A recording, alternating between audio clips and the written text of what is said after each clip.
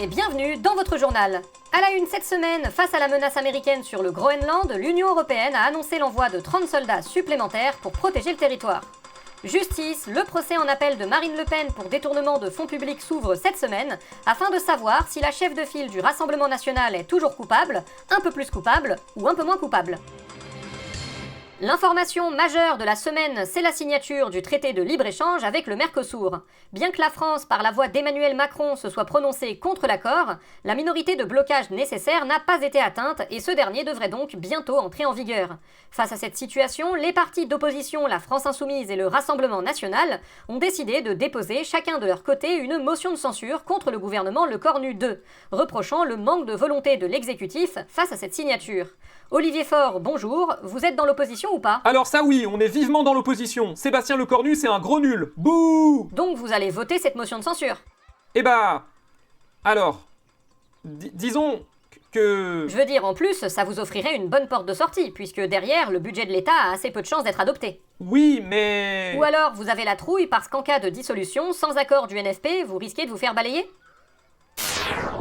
Bon.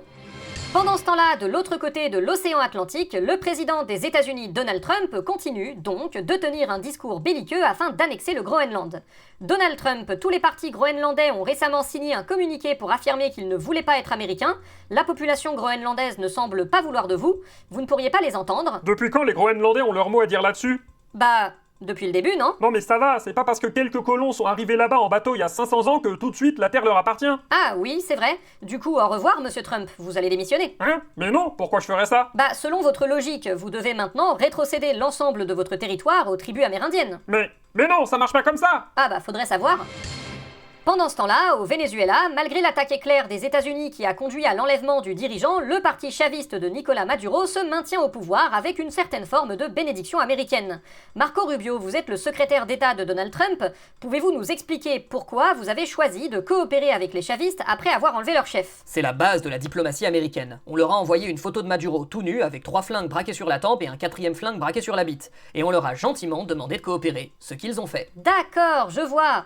Et s'ils vous donnent tout le pétrole que vous voulez, vous vous fichez de ce qu'ils peuvent bien faire niveau état de droit ou démocratie. Démocratie? C'est quoi ça? Ça vaut cher? Retournons maintenant en France et parlons du réchauffement climatique. Avec la multiplication des catastrophes naturelles, il devient primordial pour les municipalités de bénéficier de bonnes assurances. Mais les compagnies privées ne leur facilitent pas la tâche.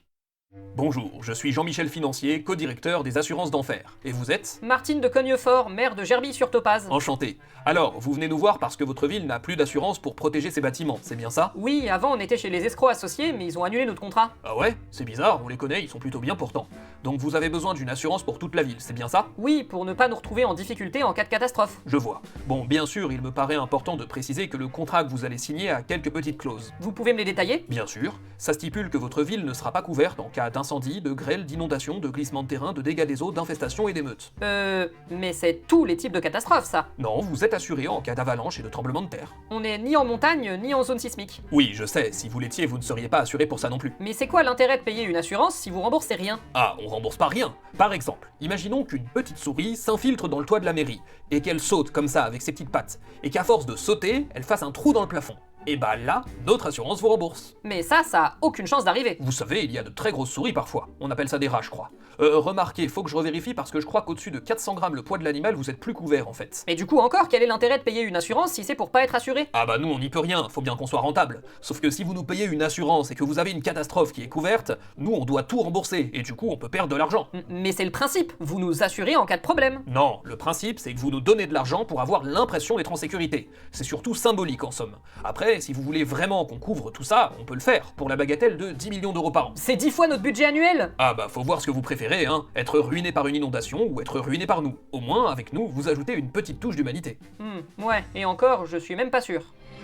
Pour notre entretien du jour, nous nous retrouvons avec le président de la République, Emmanuel Macron. Emmanuel Macron, bonjour. Salut les connards. Emmanuel Macron, pouvez-vous nous donner votre sentiment face à cette situation? Le traité du Mercosur va être ratifié malgré votre vote contre. Oh là là, quel scandale. Je suis vraiment contre. D'ailleurs, j'ai voté contre. La preuve que je suis super contre. Le reproche que vous adresse l'opposition, c'est que ce vote ne vous engageait que symboliquement, vu que le traité va pouvoir s'appliquer quand même, et que vous n'avez pas fait grand-chose en amont pour l'empêcher d'être signé. Mais moi, je suis d'accord avec les députés. C'est vraiment pas bien. Je suis catégoriquement contre. Oh là là. D'accord, mais ça ne répond pas à ma question. Concrètement, qu'est-ce que vous avez fait ces dernières années pour vous opposer à la signature de cet accord? Bah, c'est-à-dire...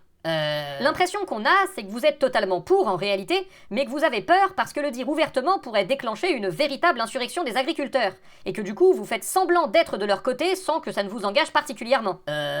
Disparition ninja. On aura essayé, hein. Nous vous souhaitons une fin de journée. À bientôt.